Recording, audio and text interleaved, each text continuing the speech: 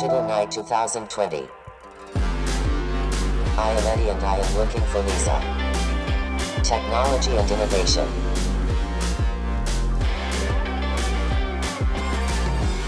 I am lost. Wow. I found you. Hey Eddie, how are you doing? Excited. Great! Ready to start Digital Night? Great, let's go inside then. Good evening everyone. It's my pleasure to welcome you to the first online edition of Digital Night 2020. My name is Lizaveta Shmatkova, and together with my friend Eddie, we're extremely excited to host our most anticipated event of the year, thanks to technology. Dear students, feel free to join our discussions about hot topics in science and technology, future careers by asking questions in the chat room. We really want to hear your voice and encourage you to participate in the surveys. You would be able to see the questions emerging during the sessions in the chat box. Last but not least, you can participate in the digital lucky draw. To kick off our Digital Night, I have the pleasure to welcome our first speaker, Jacques Bio, former president of École Polytechnique and current member of the board of directors at Huawei France. Please welcome.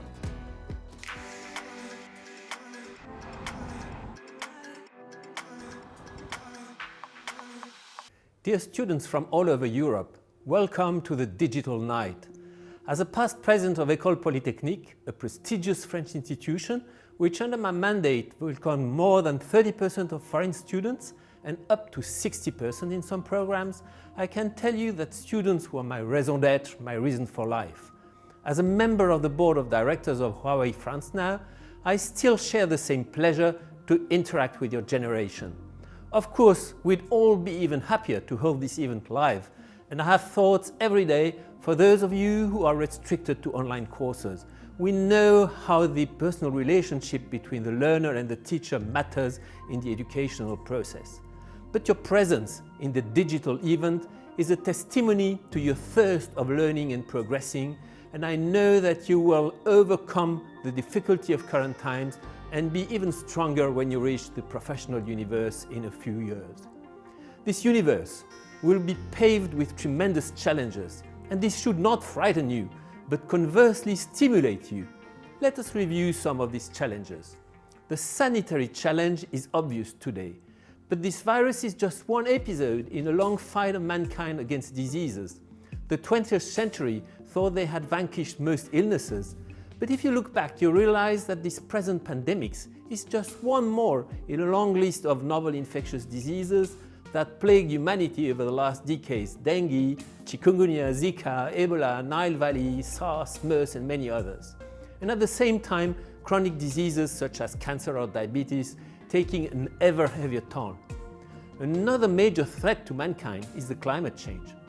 You're all aware of the incredible acceleration of global warming with its chain of consequences all over the world: Arctic and Antarctic ice melting to an unprecedented path, uncontrolled wildfires in California, in the Amazon, in Australia, which in turn trigger more greenhouse effect, more hurricanes than ever. And I have a thought for those of you originating from Italy, which along with southern France share the destructive and deadly strength of the Alex storm in early October this year.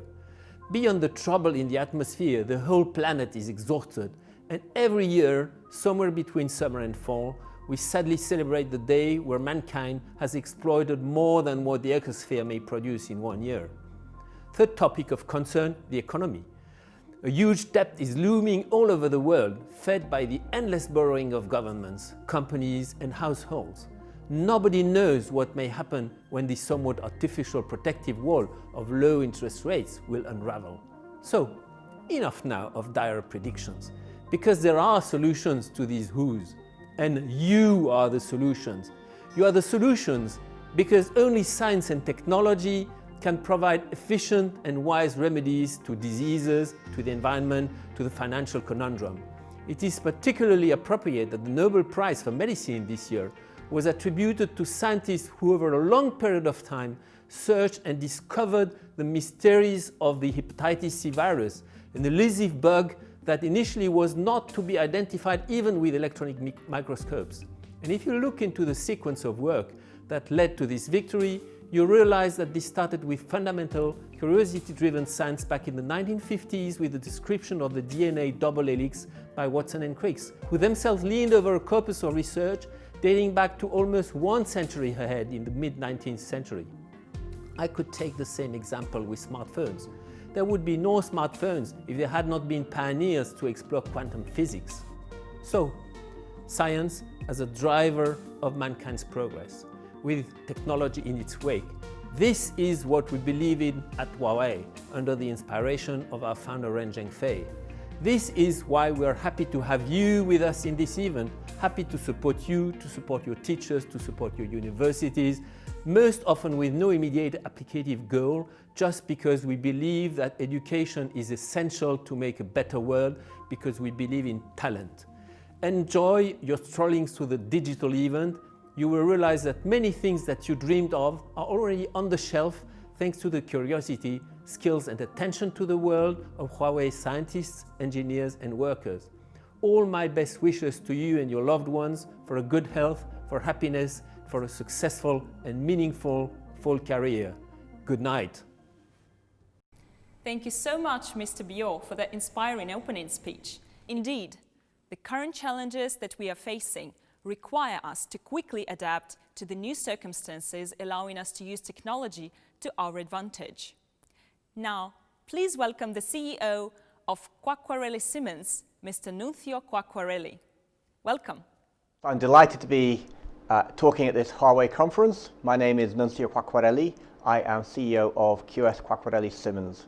And today I'd like to tell you a little bit about my life story in becoming a social entrepreneur, and also to tell you how QS can help you to reach your potential. And I'd like to start my story with my background. So my father was an immigrant to the UK in 1956. He came here with no formal education, but managed to develop a successful business.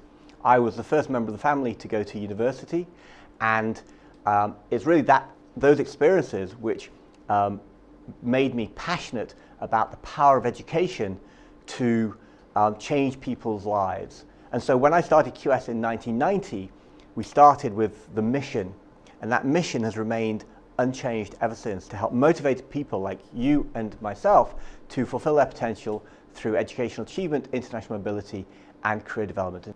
So my story, when I was 14, I decided I wanted to be an entrepreneur, and I was lucky enough to have a mentor who told me, Nunzio, you want to go to the best university and then go and get an MBA to really improve your chances of success.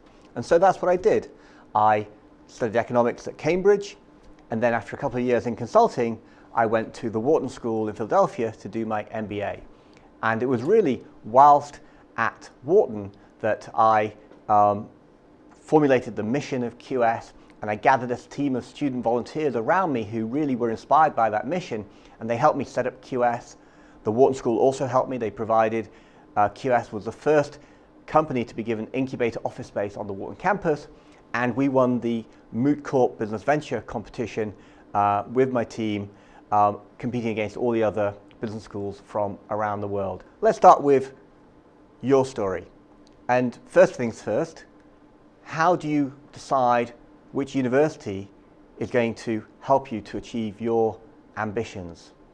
Well, we know that you care about rankings, and QS is the most popular ranking system in the world today, according to Meltwater, and we've become quite a prolific producer of rankings to give you an informed view of which education is going to really support your ambitions. We know that students care about the Sustainable Development Goals, and so QS has categorized the Sustainable Development Goals into 5 buckets: basic rights, equal opportunity, human potential, environmental impact, and the power of organizations.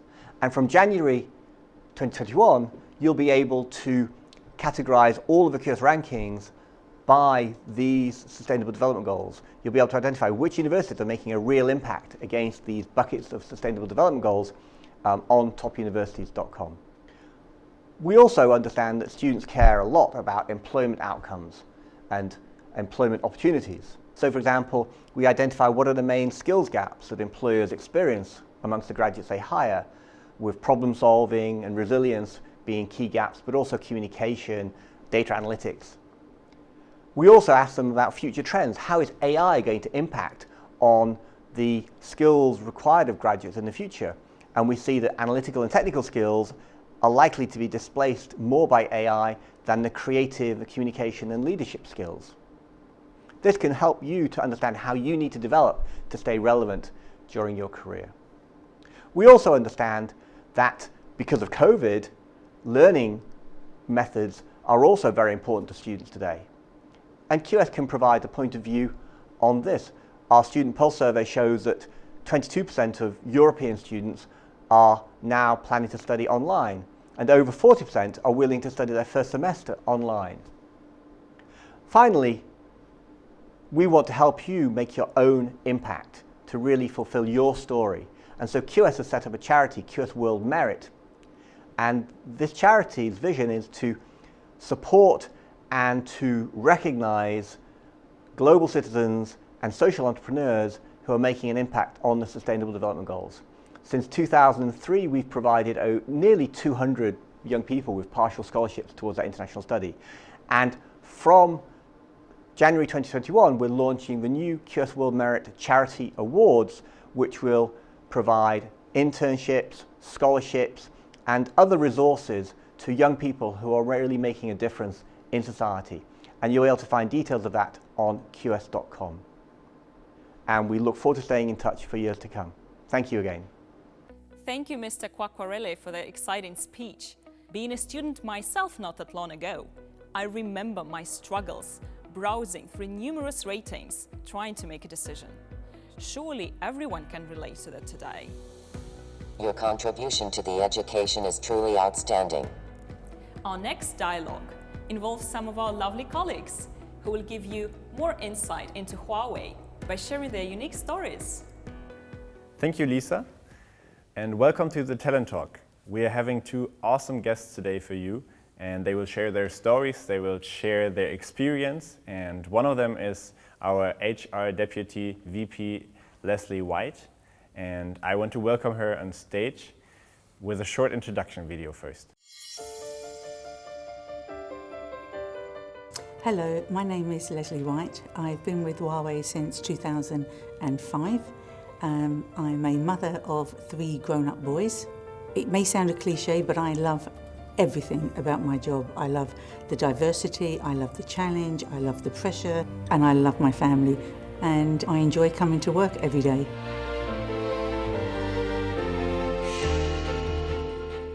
Hi.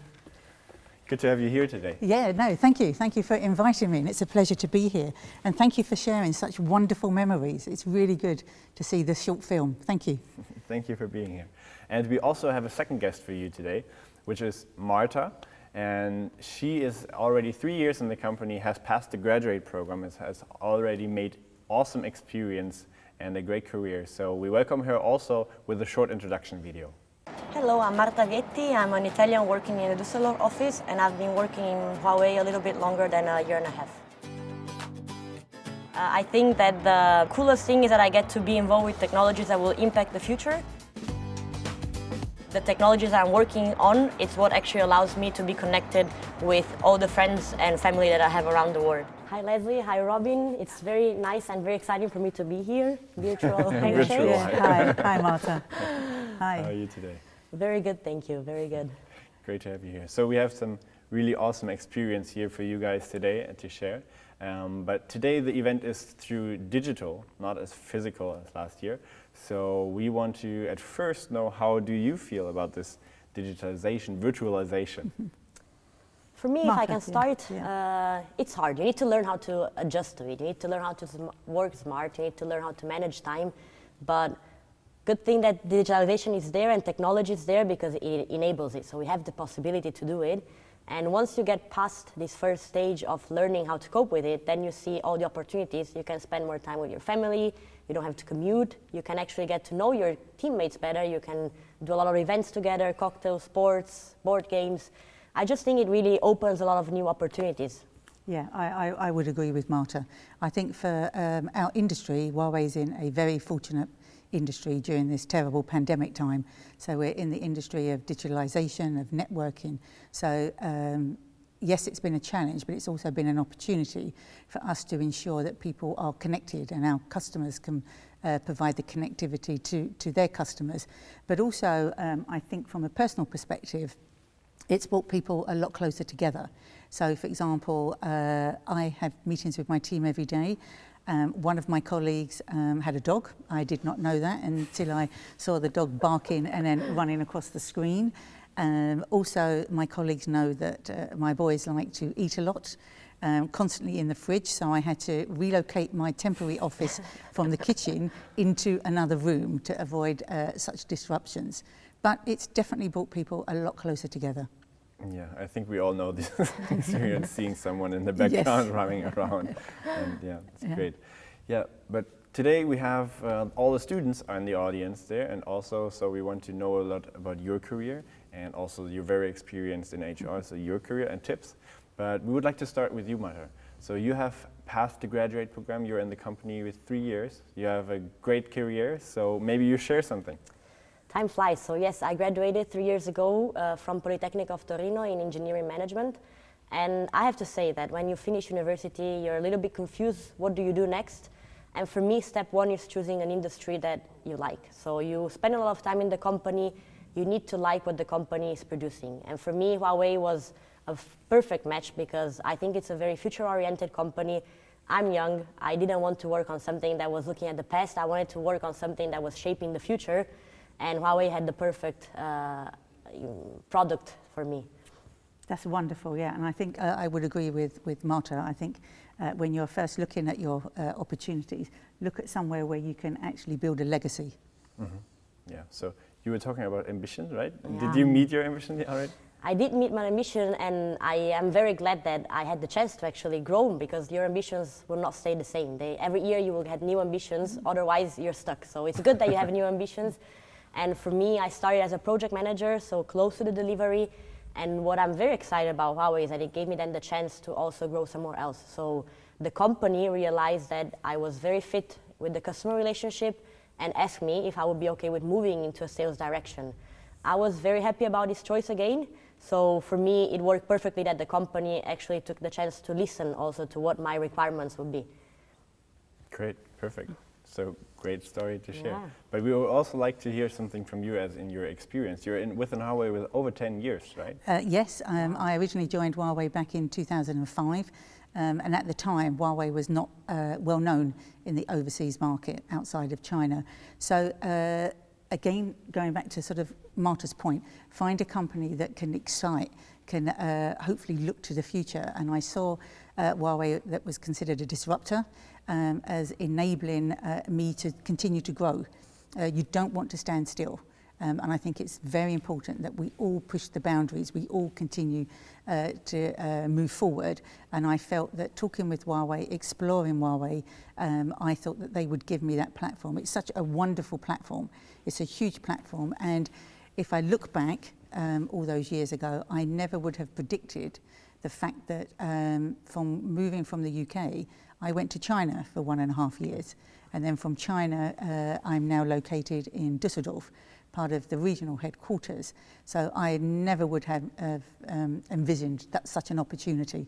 Okay, great. China, 1.5 years. Wow, that Yes. sounds really exciting. Yes. Share something about that. The whole experience was truly amazing. You have to go with the open mind. You have to want to embrace the difference, embrace the culture, because it is, polar extremes. But just to be open and up for everything. And one of the ambitions that I had, and I think as Marta says, you have to continue your ambitions, push the boundary constantly. And one of my ambitions, because I started running in 2015, was to run the Shenzhen Marathon. Oh, okay. And I did that in 2016, which was just a wonderful experience. 14,000 people, I had no clue what was going on. I just followed all the runners. People were cheering, people were shouting. I think they were surprised to see this, little old woman running along. Yes. And it was just such a wonderful experience. Great, perfect. Congratulations. But, yeah, Thank you very much. connecting passions here. Yeah. Great.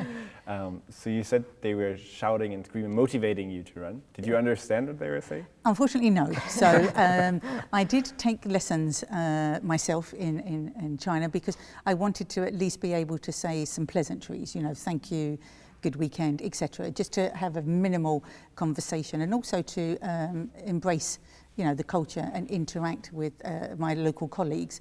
But the business language in Huawei is English because we have 71 nationalities. So it's much easier to have a standard business language. Yeah, I think this is why we choose already the English today. Yes. Not going to force you to speak any Chinese. Thank you very much. But what about you, Marta? Do you speak some Chinese?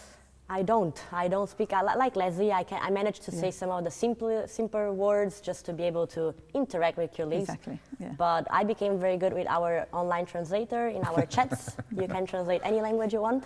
So I do write in Chinese sometimes to my colleagues, but it's a tricking Chinese. So let's say I write in English and the translator just put it in Chinese, but it works perfectly. And then you always get a message back, oh, you speak Chinese. And I'm like, and I have to go, no. I have a good translator. Yeah, good translator. This is a great story. Thank you for sharing. This is like so cool to hear. You've been in China, you've made your path everywhere in Europe almost to that. But to get a little bit closer to the graduates also, do you have something really outstanding from your 3-year career already? I have something that I consider outstanding. I hope also the rest of the people. I had the chance to be able to manage one of the first 5G projects that we had in Europe. So we gave the chance to a Paralympic skier to be able to go down the slope by herself through a 5G technology. And for me, it also combined my passion. So like as you mentioned, the marathon, I'm passionate about sports, mountains, anything, the crazier, the better. And I remember in the company, there was this account manager that was going through the hallways talking about a project that involved sports and mountains. And I was sitting at my desk and I said, I want this project. I am very glad that they gave me the opportunity. As a graduate, you shouldn't take it for granted. It's something big. And they could have said that it was not up for the task to a person that had just joined the company since a year.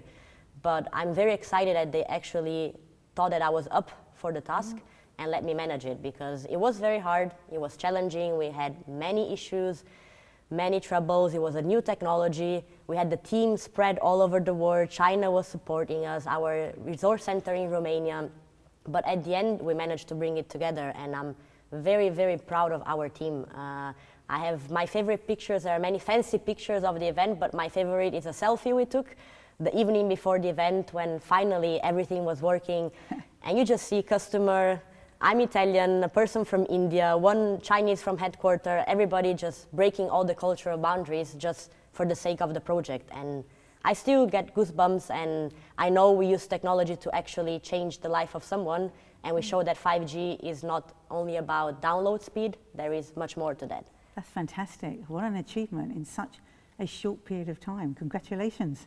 Thank you, thank you. Yeah. It's great to hear, and it's also great to hear that the digitalization and more technology can change the world to a better place. Yes. You said someone blind skiing. This is totally incredible. It's amazing. Yeah, it is great to hear. But also talking about the culture, you said you had a multicultural team. You also mentioned 71 nations, cultures, nationalities, mixing and having like a great success. But I bet there's also some funny culture clashes. You can share.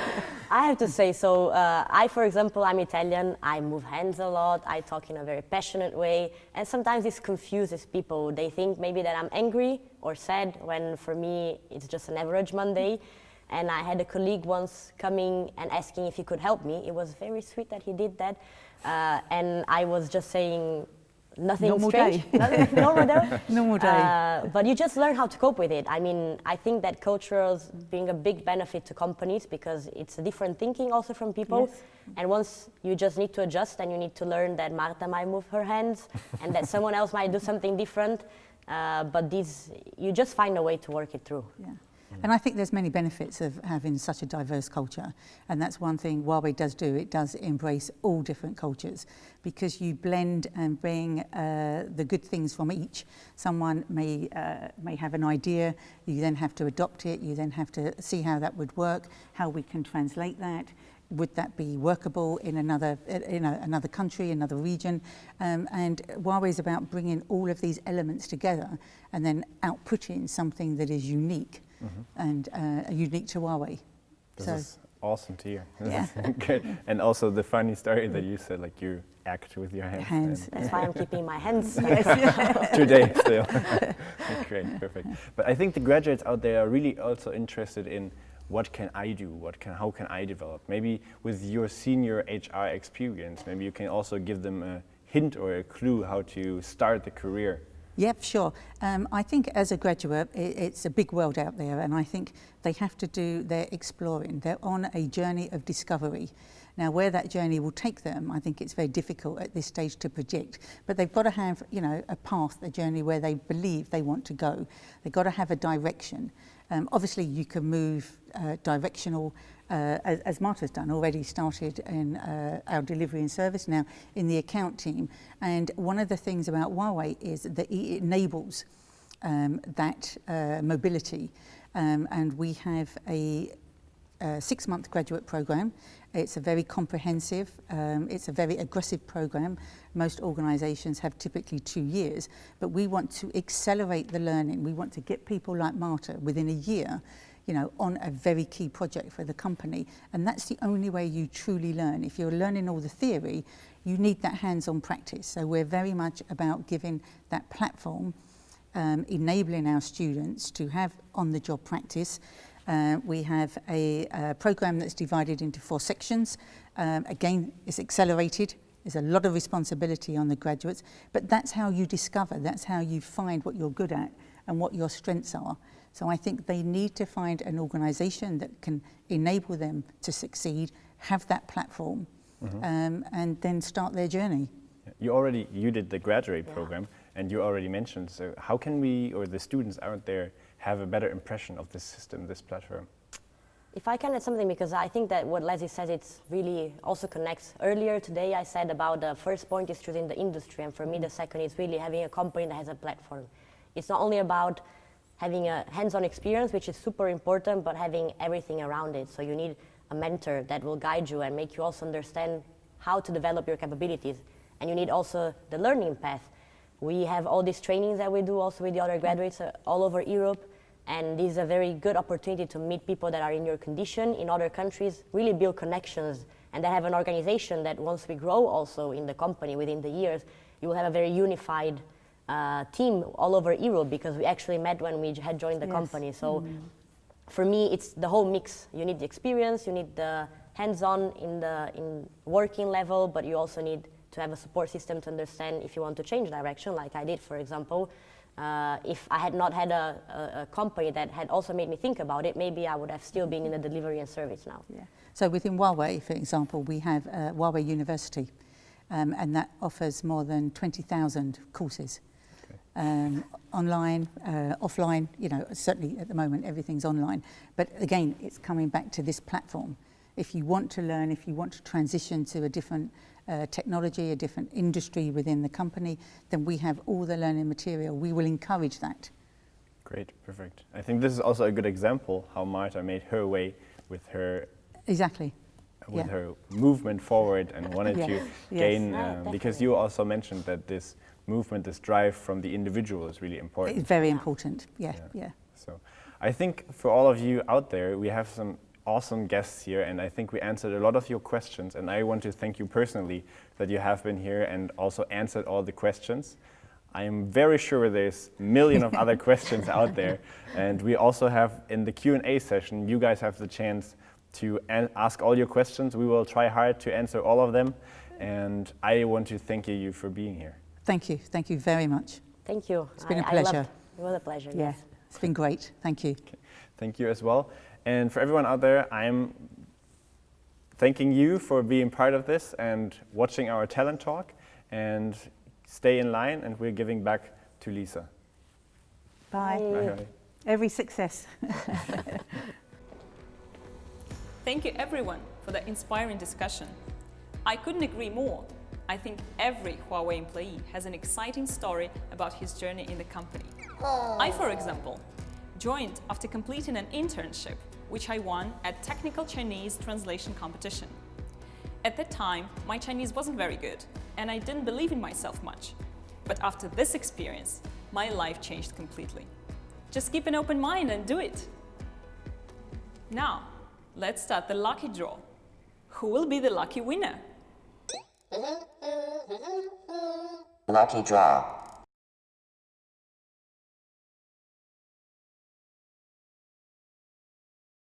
Congratulations to all the winners.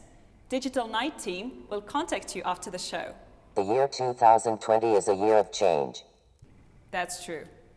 Everyone had to change the way we live, work, travel, party, and of course learn.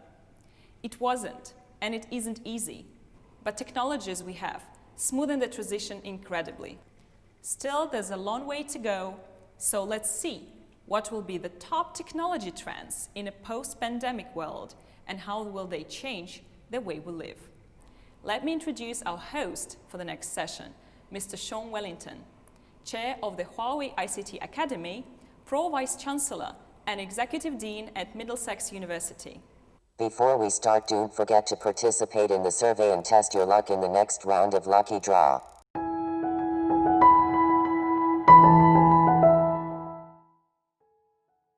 Good evening, Mr. Wellington. It's a pleasure to have you and such a distinguished panel here with us today. I'm sure, being on the front line of education, you firsthand experienced the sudden shift in the industry brought by the pandemic. It would be really exciting to hear your ideas and your experience today. Thank you, Lisa. I'm honoured to be hosting this event and introducing our distinguished panel members, Chelsea Chen and Stephen Hartley. Welcome to you all. The COVID-19 pandemic has impacted on every part of our life, the way we study, work, travel and socialise. We've had to adapt to protect ourselves, our family and friends, our colleagues and our community. The greatest impact for many young people has been on their education and social lives, but also raised questions about their job prospects and future careers. My name is Sean. I'm Chair of the Huawei ICT Academy for Western Europe and Pro Vice Chancellor and Executive Dean of the Faculty of Science and Technology at Middlesex University, London. In my academic role, I'm having to deal with the impact of COVID-19 on our students, staff, and the communities we serve and are part of. The way we teach, assess and support our students has changed quickly and very significantly. I'm proud of the way Middlesex University has responded to the pandemic. At our London campus, around 500 nursing and midwifery students worked on the front line in hospitals and other healthcare settings. We manufactured more than 70,000 medical visors for NHS staff at London hospitals and also produced and supplied medical gowns and scrubs. As you can see, the effective use of technology is vital to deliver high quality education in this changed paradigm. The survival of any species depends on adaptation, and the human race is very good at adapting and innovating. During this event, we will learn about existing and future technologies and the way these technologies will help us in our lives. We hope to address some of these questions with our panelists and ask the questions, what solutions do we have for now, and what does the future hold for our young people? So now, let me introduce you to our panel. Firstly, we have Chelsea Chen, co-founder of Emotech. London-based Emotech is the world's first AI company dedicated to exploring multimodality. Chelsea is top 5 Asian tech star in the UK and has been voted as number 8 influential Baying tech leader. Chelsea is also a guest lecturer at UCL. Stephen Hartley is Senior Marketing Consultant, Western European Marketing, Huawei. For 25 years, Stephen has provided strategic advice to the world's leading telecoms and digital economy companies. Stephen supports Huawei's accounts teams to engage with senior management at the region's carrier customers. So that is our distinguished panel. I would now like to invite Chelsea Chen to tell us about the solution that her company has developed for education. Thanks for having me. It's a great honor to be here, and also hope my story could bring you a little bit sunshine during the second wave of COVID-19. Before I start, I would like to introduce Emotech a little bit. We are a London-based AI company, started from 2015. The technology we created by ourselves is multimodal AI. It's an upgraded AI system to integrate the speech and language, computer vision, and spatial AI together. This is a completely new interaction. So we built robots and also virtual AI teaching assistants and license our software business to big giant clients internationally. My sharing today is about how we use AI to empower the English education, especially at this special moment. Let's watch a short video to meet the first AI teaching assistant in the world.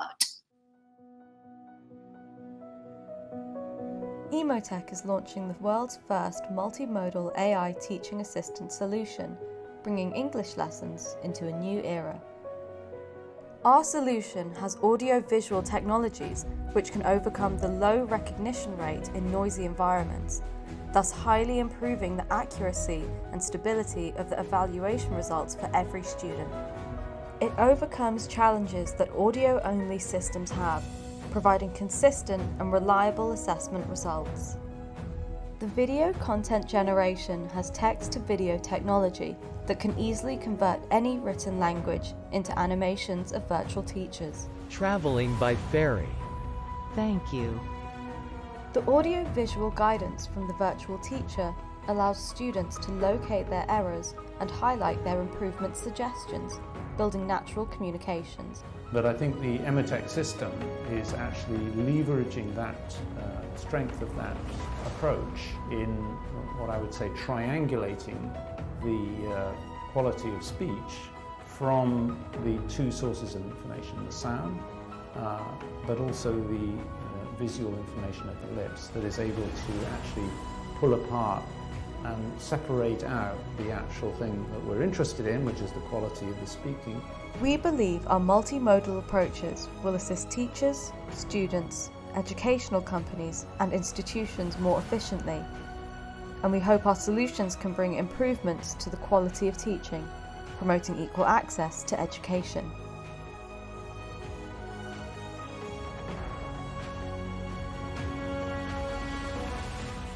We launched this first version of AI teaching assistant was last year. The original purpose is solving the problem of lacking of native English teachers in all non-English countries. The biggest value of this is through multimodal AI. Learning English process can be more like learn from a real human teacher, not just about an audio, but the lip movements, and also can be remembered and tracked together. According to the neuroscientific research, this is how our brain learns a new language. Then that is why learning from a teacher is always having better effectiveness. More importantly, this AI teaching assistant helps the daily practice and also assessment as well. Once students follow the practice, the system can also track the audio and video data. Accuracy and noise isolation can be improved over 30%. You may share with a room. With someone and do practice in this education. You don't need to stop any of your roommates. COVID-19 brings a new challenge and a new opportunity as well. Recording videos by a real teacher or even being in the classroom becomes mission impossible. So we iterated our AI teaching assistant. We don't need to record a human now, but completely generate by algorithm. Teachers and also any educators can just improve the text, provide the text file, and the avatar about the correct English will be generated automatically.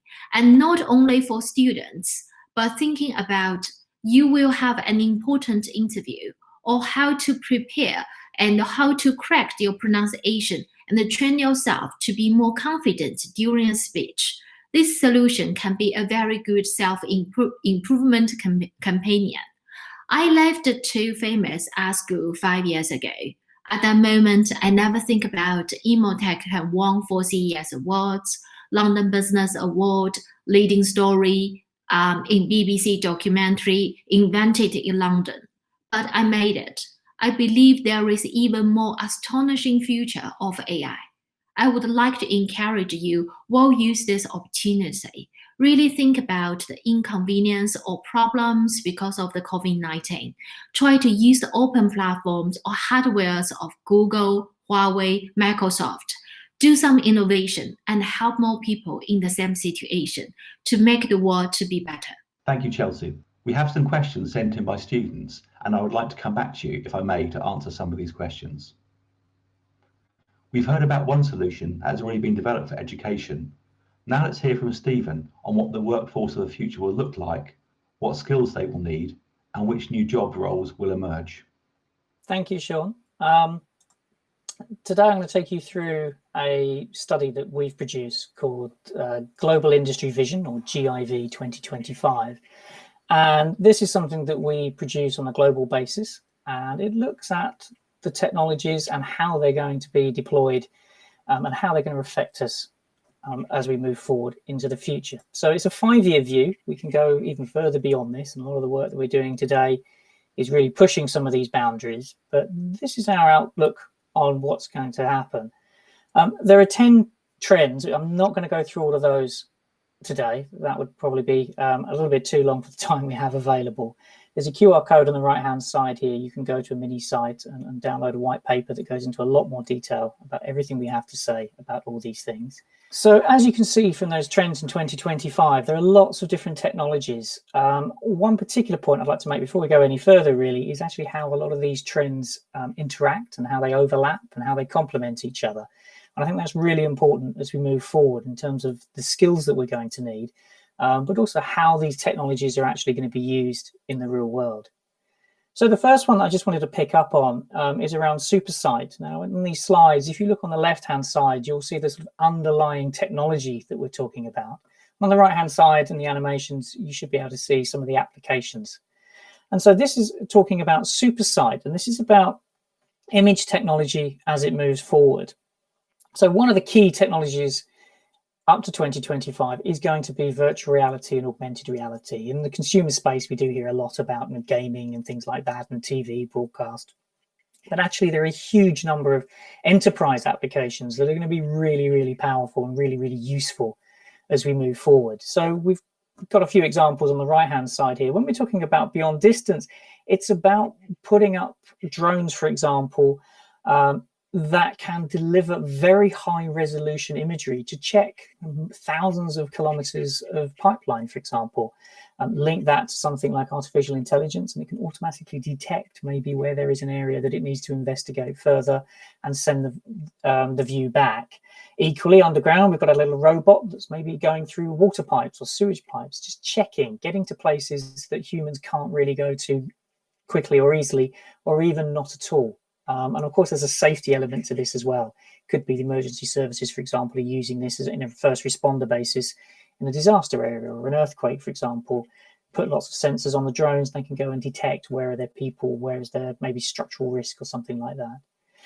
Beyond distortion is about the enhancement of image technology and again, using intelligence, predominantly probably based in the cloud, to actually sharpen those images. Yes, you've got to just take a photograph and it will delete the blurring, but actually as you're moving forward, if you can imagine something like a driverless car that needs to be aware of its surroundings, it has to know those surroundings very, very clearly, even in something like rain or fog. So being able to enhance that image is really important.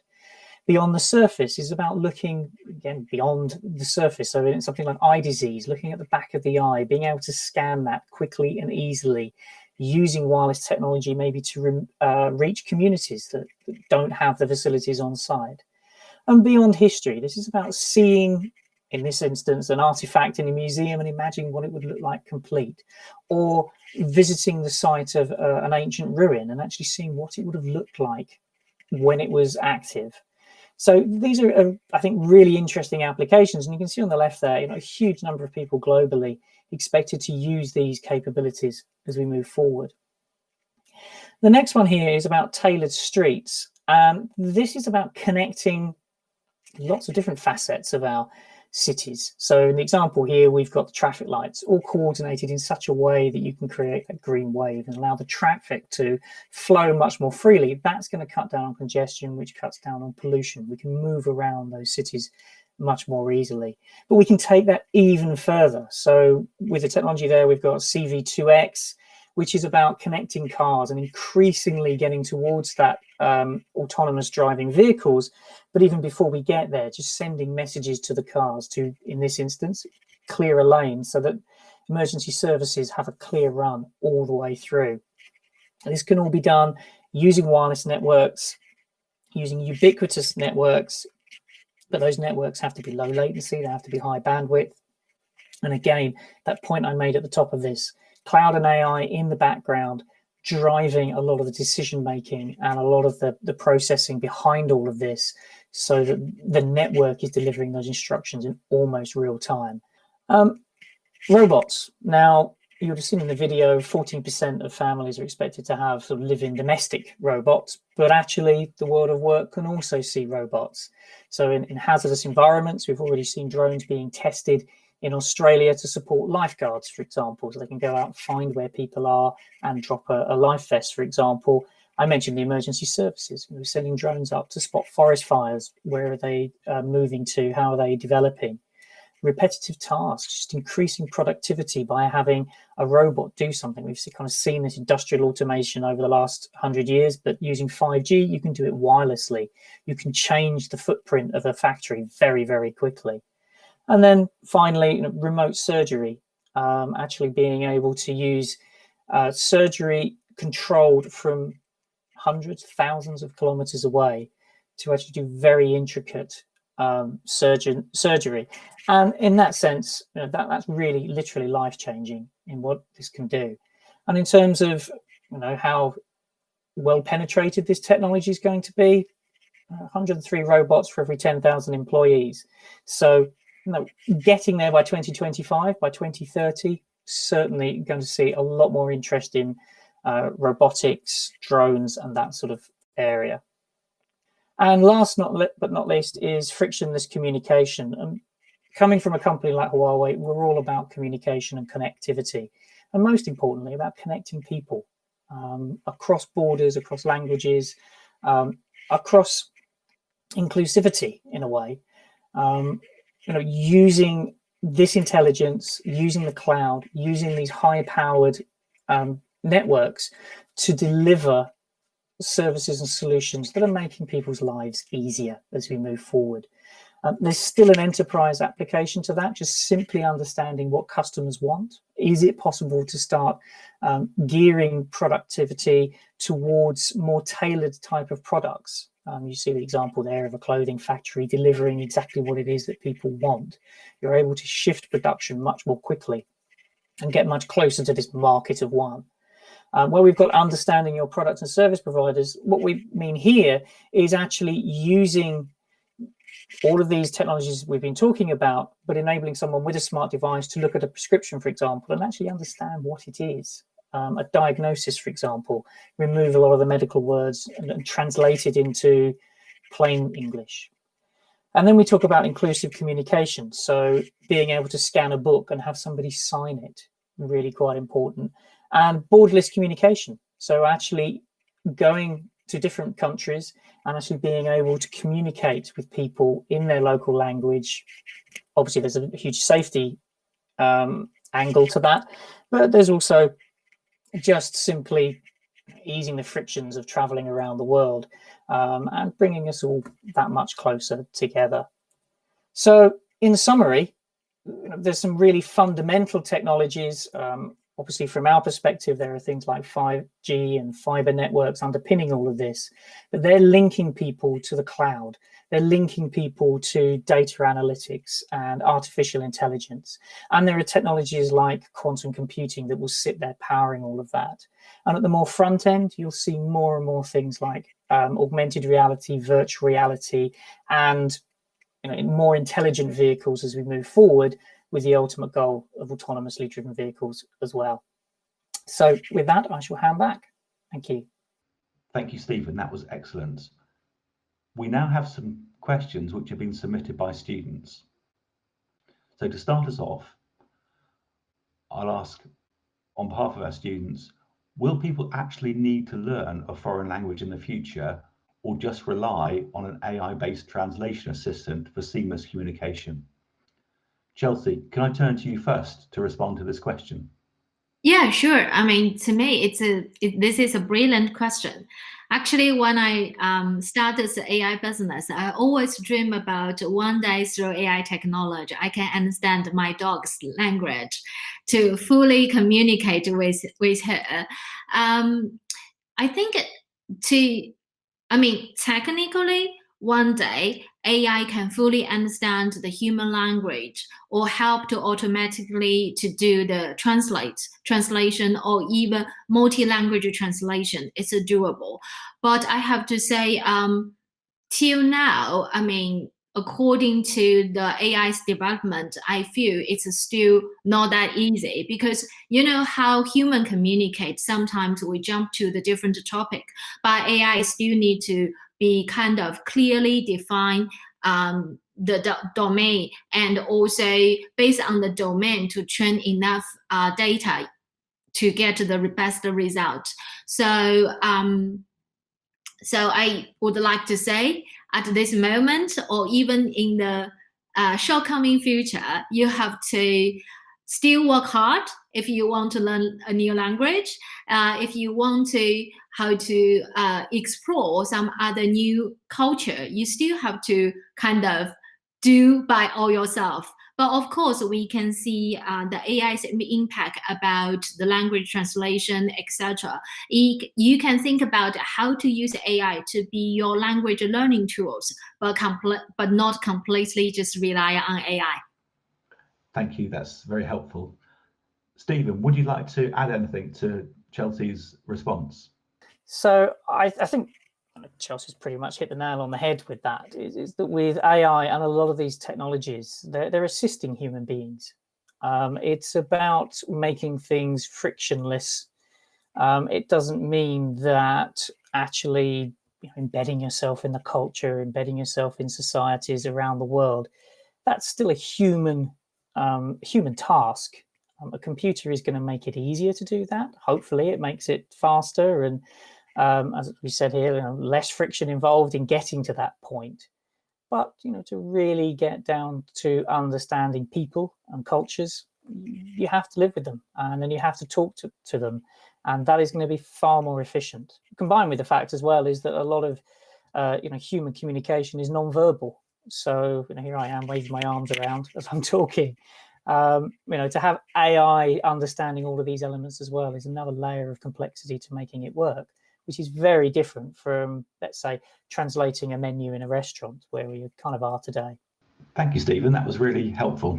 So, Chelsea, can you explain multimodal AI a little more?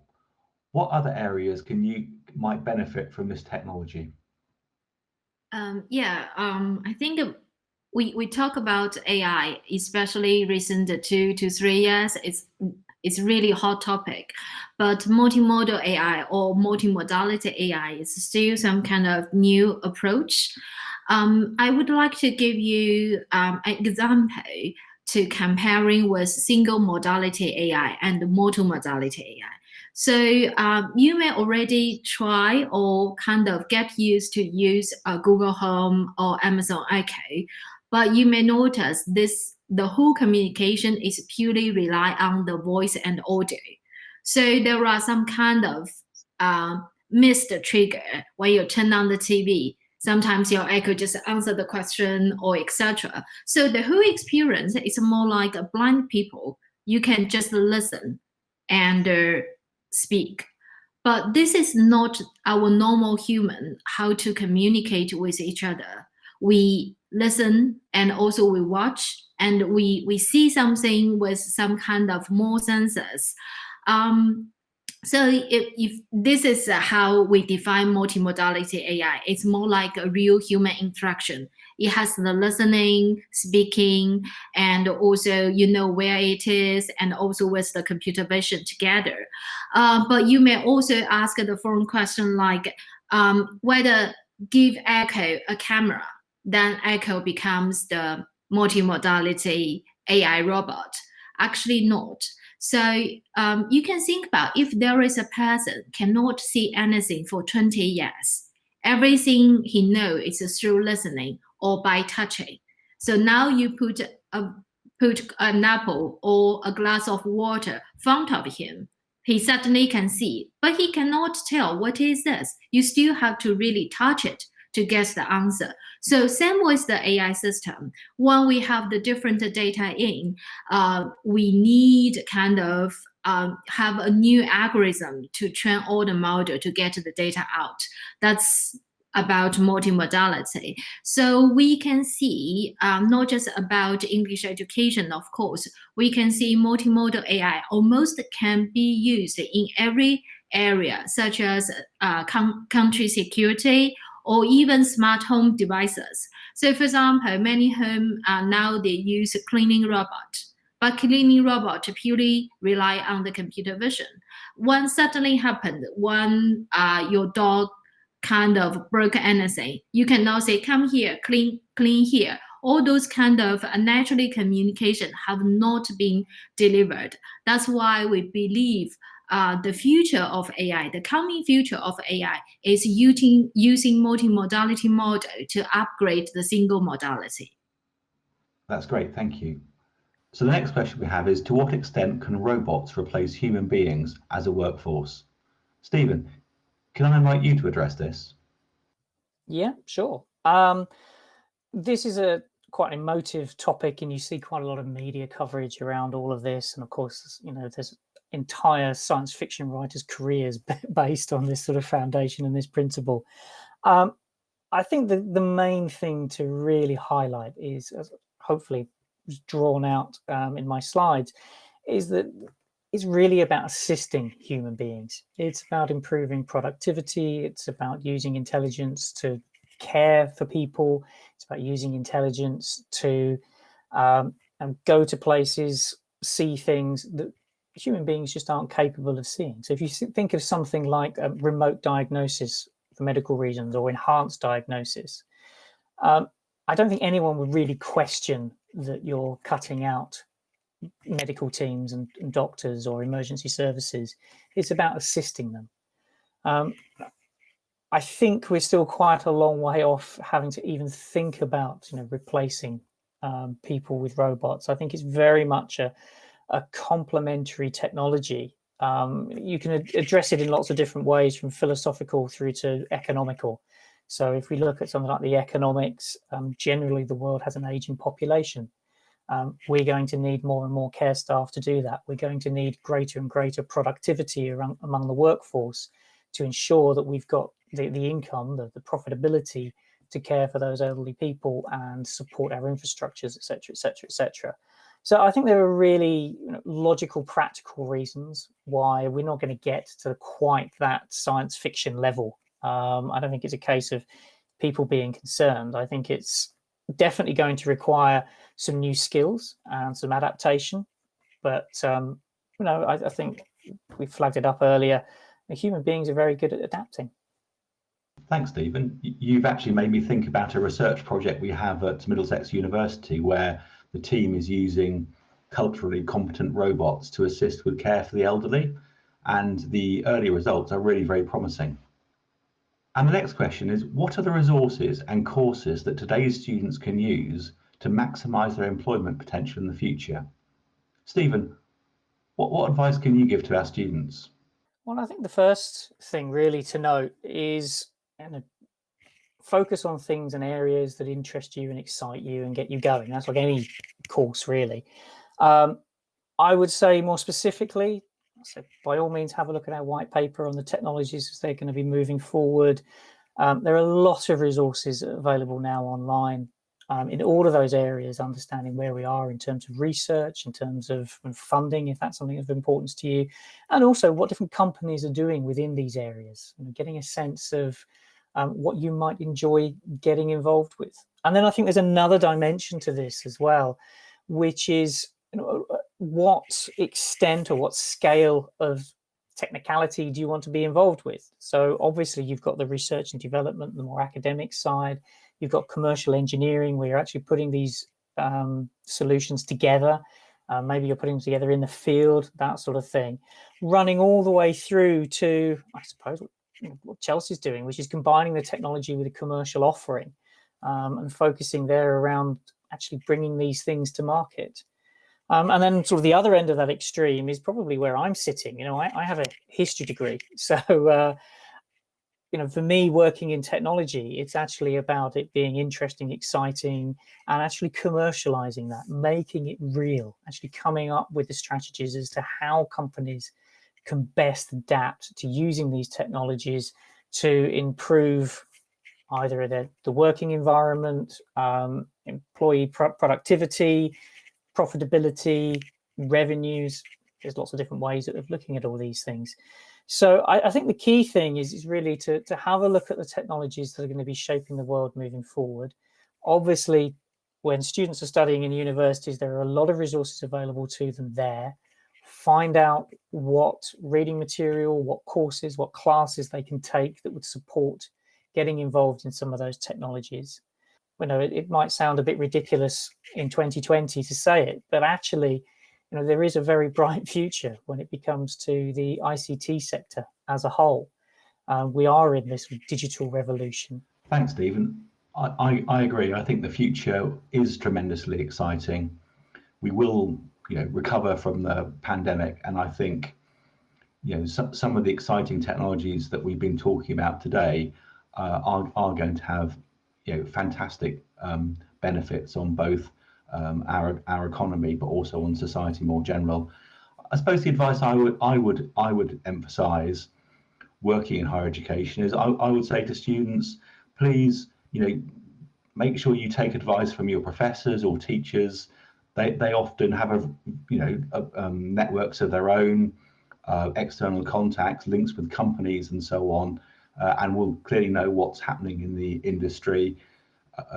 Take time to build your own professional network, and there are various online platforms that can help do this. So, for example, LinkedIn is quite popular. And finally, many colleges and universities have a careers or employability service, and they can provide fantastic advice about practicalities of job search techniques, building employability skills, and so on. So I'm sure at your university or college you'll have a range of opportunities available to you, and we wish you all the very best for in your future endeavours. So I'd now like to close this session by thanking our panel, Chelsea and Stephen, our students for sending in hundreds of videos, and I'm sorry we couldn't play them all today. But I'd particularly like to thank everyone for attending today, and just let you know you can find a recording of this event, all the presentations, plus the white paper and video of the top 10 trends for 2025, student videos and links to the Huawei ICT Academy on the HCE website. We'll leave you now with some video clips from our students on their ideas for new solutions and apps to help us now and post COVID-19. Thank you. Hello everyone, my name is Lecky. I'm from Henley Business School, University of Reading, UK. The biggest challenge I have during the lockdown time is to overcome the distractions of the social media as well as the smart devices when watching the lecture video. Therefore, I would suggest to use VR technology to solve the problem. With the help of Huawei Cloud, 5G, routing switching technology, the data transmission capacity has been boosted up. Therefore, all the live streaming as well as the lecture video can be delivered via the VR devices. Once the student put the glass on, they will be placed in an immersive learning environment, and all the distractions can be temporarily blocked away. That's my idea. Thank you very much. Thank you. Hi everyone, I'm Ricardo. I'm 21 years old and I'm studying informatic engineers in Polytechnic of Bragança. My biggest issues during the lockdown were my physical and mental health. I was so nervous about project deliverings, and I was basically sitting all day. My idea for a cutting-edge technology that could help now and post-pandemic for the students are basically creating a platform that unifies Zoom, Discord, and the iLearning X platform from Huawei. The teachers could create rooms for the students to work together and take their doubts, and basically the teachers could evaluate them like the iLearning X platform evaluate the students. Hi, my name is Wouter. During lockdown I did a variety of different projects with different teams, and what I missed the most was the personal interaction between you and your teammates. On a professional level, you can use video to communicate, but when you're working in a team, I think it's important to bond on a more personal level. What I use is multi-user whiteboards to not only enhance teamwork, but also get to know each other better. Hello everyone, my name is Andre. I'm a fresh graduate from Lisbon, Portugal, and I just moved to Düsseldorf, Germany in the middle of this pandemic to work for Huawei. And of course, now that almost everything is done online, it poses additional challenges for me to interact and network with my colleagues. And we human beings are a social species. We need to be with each other physically, not just remotely. So I would say that converting live meetings or events into digital using immersive technology, enabling people to interact and be fully engaged with each other, almost as we would in real life, would be a great step forward technology-wise. Hello, my name is Leo. I'm a postgraduate student from University of Reading. Some of my friends have some psychology problems, and I always love to listen to them and give them some constructive advice. But it is not impractical to chase them all the time. You know, there are some devices, smart devices like Huawei smart watch in the market. This kind of devices can trace people's heart rates. I hope in the future this kind of devices can collect more data about people and use machine learning by AI and transfer them into emotional status, and also their friends or their family members can receive this kind of report to know what kind of emotion status of their friends, their close friends or their family members, in order to give them more constructive advice and comfort. Thank you. Remarkable conversation. Thank you to all the panelists. It was especially great to see the fresh take from the students' perspective, since this topic is something they experienced firsthand. Lucky draw round 2. Let's see who will be the lucky ones.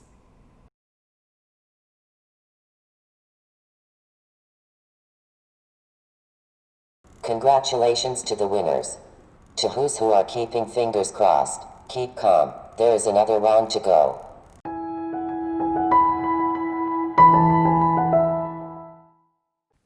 Looking back at your childhood, do you remember what was the app or game you first used? What was the app that changed your life? Right now, 91% of smartphone owners use apps in their everyday life. But when I was a child, there was nothing like it. I remember a black-white snake game and then a colored bounce ball. And how could I play them without first asking my parents to allow me to use the PC? Wow, I can tell you that was mind-blowing. And now, in less than 50 years, we already have VR games on our smartphones. That's even more mind-blowing.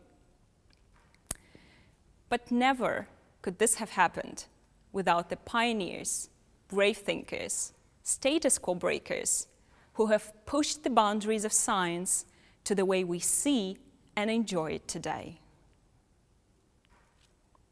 Now, I invite you to celebrate such thinkers of today, top 20 developer teams who have made it to the finals of AppsUp HMS App Innovation Contest. With AppsUp, we try to uncover the hidden gems in the world of innovation and app development, who with the help of a suite of tools and resources available through Huawei Mobile Services and HMS Core, created and developed innovative apps which enabled to navigate everyday life of the users more easily. Throughout 3 months, we received more than 2,000 team applications and have received more than 700 innovative apps and games. Selecting only 20 apps wasn't an easy task at all. All the apps should have integrated HMS Core services into their apps.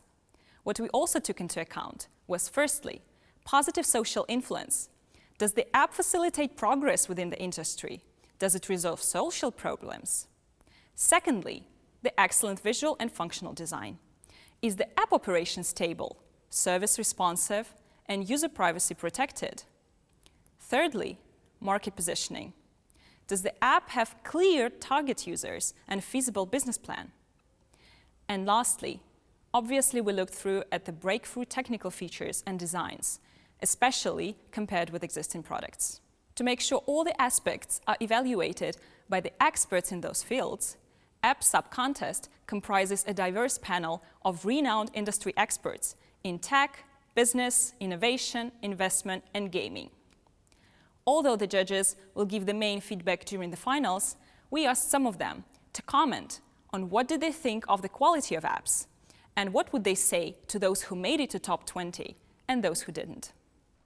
When we designed the Apps Up competition, our goal was to shake the grounds of the apps development industry and to wake up those developers and that talent that lies under the surface and that didn't have yet the opportunity to thrive, and then show this talent to our 700 million users. We were impressed by the quantity of applications to our competition, but mainly by the quality of them. It was a very good surprise to see the fresh drive and determination of developers to help in areas such as social well-being or education, which clearly has a component of helping society, which is very well aligned with the Huawei standards. We are about to open our selection of the top 20 apps to the public vote, and we hope that the public will also will align with us on that quality and the elements that made us select these apps, that will prove that this competition is not only valuable for Huawei, but mainly for you, the end users. May the best ones win. Hi, I'm Renee Gittens, the Executive Director of the International Game Developers Association, the IGDA, and a judge for the Apps Up contest. When I'm looking at the apps and games that have been submitted for this contest, I'm going to be judging their quality based on their value to the user and the emotions that they invoke. Now, what I mean by that is quality-wise, value-wise, I'm looking for things that either provide the user with functionality that they don't have normally, that's something they would use in their daily lives, or that is something that can help change their lives for the better. This can be an app that helps them with their day-to-day, or it can be a game that helps them connect with a story to transform their world. When it comes to invoking emotion, I mean a wide range. If it's a horror game, that's fear. If it is a satisfying button press, that invokes emotion too. It's those little tiny elements that help tune and really make something feel satisfying to use, and that can bring a little joy to your life. For those developers who have worked hard for this contest and were unable to get into the top finalists, I want to say it's okay. Every single thing you do to promote your games, to promote yourself, to expand your skill set, to expand your audience is valuable. And I want to thank you for your efforts. I know that you're all very talented and passionate, and I look forward to seeing what you create next. Hi to all. I just read the descriptions of your applications. I'm impressed. Lots of innovative, socially important solutions that have also business potential. I see that we will have a big problem choosing the finalists, but if you are not among the winners, don't worry about it, because your success may or may not depend on the prizes in such contests. It still depends on you to encourage people to use your applications, so keep going and good luck.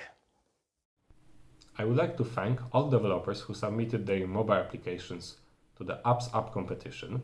I'm really impressed by your ideas, quality and innovative value of your mobile applications.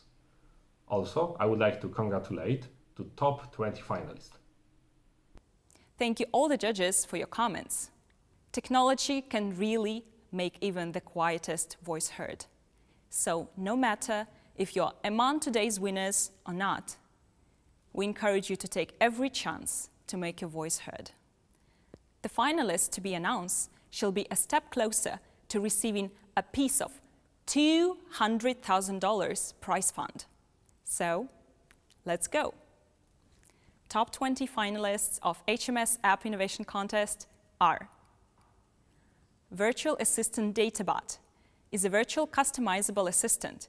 With the help of HMS Core Machine Learning Kit, this AR answers with its voice to users' requests upon topic that they're interested in. Apps and services integrated in the assistant give back users the images, text, voice search, multimedia presentations, and much more. Schoolio app is an app aiming to improve the lives of students via such features as interactive timetable with sharing option, which allows you to track grades and set goals for subjects, creating and sharing of tasks, a future space where users can playfully learn and browse through job offers, a marketplace for offering learning material and other related stuff, and also a social space where students can find other students nearby and connect with them via chat. This app was created using HMS Core location and analytics kits. The next one is Fun Easy Learn. Learn 34 languages. What if everyone could learn a language, no matter which country they live in, the language they speak, or money they have? That's why Fun Easy Learn app offers offline access, localization-based pricing tiers, and free learning opportunities to the speakers of 62 mother tongues, which makes 95% of the world's population. Learn more than 61 languages, 25 of which you could only find through this app. Runbit is a running app where you have to worry only about being chased by monsters moving walkways around you and still appreciate it. It allows you to build and customize your own games within the app. And the GPS, together with Huawei Location Kit, turns every walk or run into a treasure hunt. You can also challenge your friends and follow each other's progress. Custom Widget Maker. With this app, you can create customized watches like digital and analog clocks, life map and weather widget, text widget, sophisticated battery and memory meters, randomly changing images, music players, vault clocks, news, and so much more. Imagination is the limit. Complete Rhythm Trainer. Learn to read, recognize, tap, and write rhythms from simplest to most advanced. Rhythm is one of the most important aspects of music and one that every musician should become proficient in. Designed like a video game using HMS Core Game Service Kit, and with a strong pedagogical concepts in mind, this app will make you master rhythm while rendering the learning process enjoyably. Marble AR is a social network in augmented reality. This app allows you to drop so-called marbles at any location in the real world. This works as real time capsules that can be filled with any kind of digital content. Imagine you're at your favorite holiday spot with your kids, having a great time, and you want to keep that special moment alive. So you drop a marble, record a video, and place it right where you are. These marbles stay there forever and document your journey through this life. The app was also created using Huawei AR engine and Gave Service Kit. Sun Locator Lite predicts the sun and moon position and its path at a specific location during the course of a day using HMS location and map kits. Anticipate lightning conditions and in photography, filming, real estate, architecture, outdoor activities, for example, setting up a camp, solar panel positioning, gardening, and so much more. Peaklens is an augmented reality and virtual reality app for mountain lovers, hikers, and trekkers developed by students. It will transform your mountain activity into an amazing experience, allowing you to get a deeper knowledge of the mountains, to create stunning photos enriched with most accurate information about the peaks in the view. The app is using HMS Core Location Kit. Pocket Code will teach you how to create, play, and share your own game directly on the smartphone in a visual, easy to learn, and intuitive, fun way. It will allow you to create apps using a fast game physics engine, all the phone's sensors, including the camera for AR and AI-based games, as well as multi-touch screens for gamepad-controlled games played on large TV screens.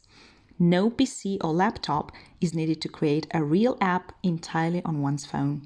PlantSnap app. With its help, you can identify plants, flowers, and trees in just seconds. There's a social community to interact with fellow nature enthusiasts in every country on Earth. You can explore a map created with HMS Core Kit to view photos taken by other plant snappers around the world. There's a searchable database of over 600,000 types of plants. Share the photos with friends and other entire PlantSnap community.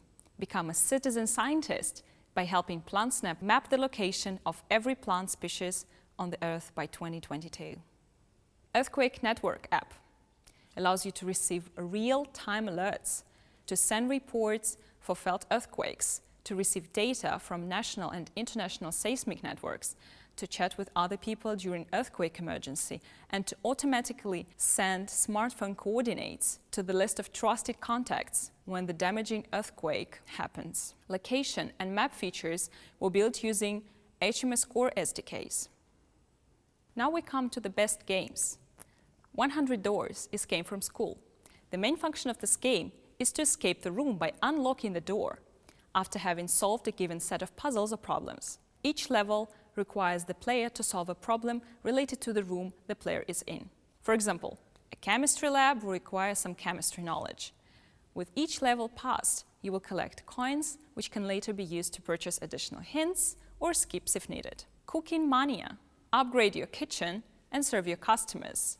In this food maker game, learn how to cook new recipes like hot chicken wings with French fries and chips. Beat your fever of cooking by doing delicious meals, dishes, and desserts from every country of the world. Tap Venture, a casual game where you need to reach the treasure on each map. Streamer Sim Tycoon game. In this Streamer's Live simulation game, you start your own broadcasting channel where you live stream content from your computer, accumulate viewers and followers, upgrade your skills, and rise to the top toy box party game. Match the same color cubes and combine boosters for the biggest explosion to blast. Genius Brain is a tricky game puzzle full of brain teasers and tricky games which users can entertain themselves with. Spingram aims to reinvent the classic Rubik's Cube in a unique way that works well on mobile. All you have to do is swipe to rotate the different sides of the cube until it matches the reference pattern that sits in the top half of the screen. Blackout Age is a multiplayer RPG survival which takes place in a post-apocalypse world generated on a real map. In the game, the player leads a group of scavengers who scavenge buildings for resources, craft weapons, and fight against aliens who attacked Earth after a global blackout. The main technologies used by the contestants while creating the games were HMS Core Game Service Kit and in-app purchase kit. That concludes Apps Up Top 20 finalists list. Now, the teams shall enter the public review stage, where each of you can take part and vote for the favorite app. It's very easy. First, what you have to do is scan the QR code on the screen and go to Apps Up website. There, you will see the 20 teams' pitch videos telling you about the app and technologies they used. What you have to do is sign in, vote for the app you liked most, and additionally, all the apps will be available in the App Gallery App Store for download and truly immersive experience. Lastly, decide who is the best and win. After voting, make sure to participate in the lucky draw. Thank you so much to all the participants and judges. See you at the finals.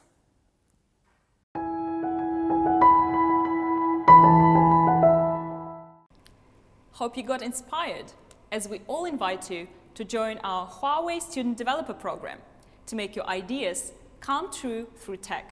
It is my pleasure to welcome Aoife Brodigan, Marketing Director for Huawei Mobile Services, to let you learn more about it.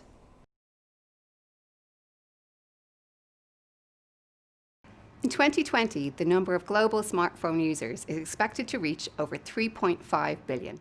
Technology has become a big part of our lives, with people spending an average of 3 hours a day browsing a smartphone.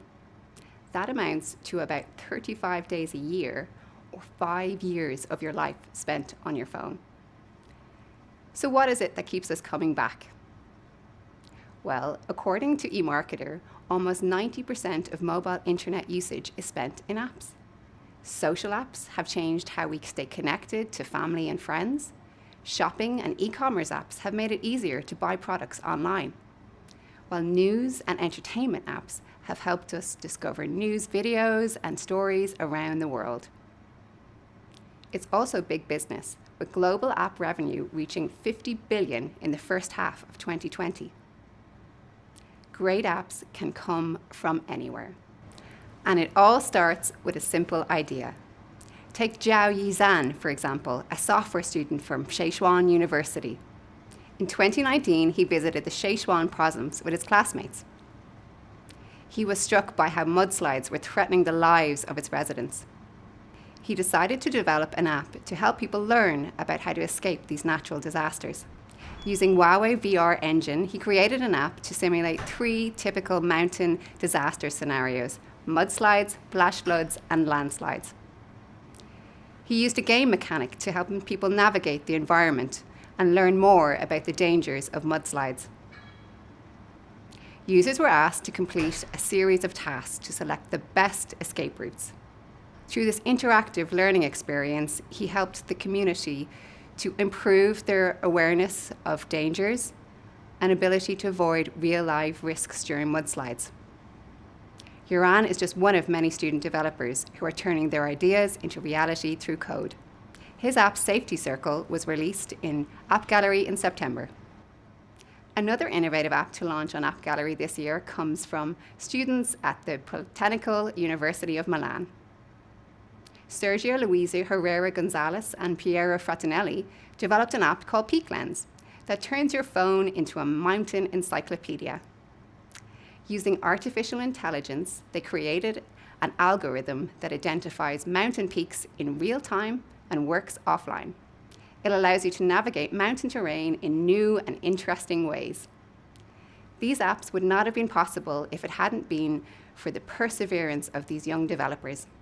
At Huawei, we believe in the importance of nurturing young talent and creating an environment where new ideas can flourish. Today, we are delighted to announce a new Huawei Student Developer Program. Over the next 3 years, we will be partnering with universities to provide tools and support to help more young people create the apps of the future. We'll be giving students free access to over 30 online development courses. With these courses, you can explore Huawei Mobile Services' open capabilities and learn how to use HMS Core SDKs to create cutting-edge applications, including VR, AR, and machine learning features. You'll be able to test your skills in our virtual code labs and take part in developer contests and experience days. We'll also be offering some exclusive mentorship and internship opportunities. Our goal is to support you in bringing your idea to life and to give you the tools and knowledge and mindset to launch apps to over 700 million people. Yuran, Sergio, and Piero are already shaping the future of the world through technology. Next year, it could be you joining them on that adventure. To start this program, we'll be working with over 70 ICT academies throughout Europe. To register in this Huawei Student Developer Program, you can sign up here using the QR code you see on screen. You can also join through the ICT Academy in your own university. Get ready to dive into a world of possibility with HMS Core. We wish you every success in making your mark on the world. Thank you.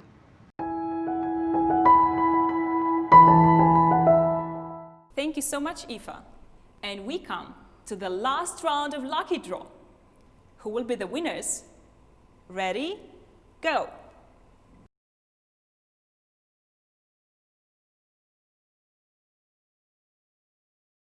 Congratulations to all the winners. Thank you so much for participating in our Digital Night event. It has been a pleasure to host this entertaining session. Hope you have all enjoyed it as much as I did hosting. Stay safe, stay healthy, keep the social distancing, but always stay connected. Come on, Eddie. Bye-bye.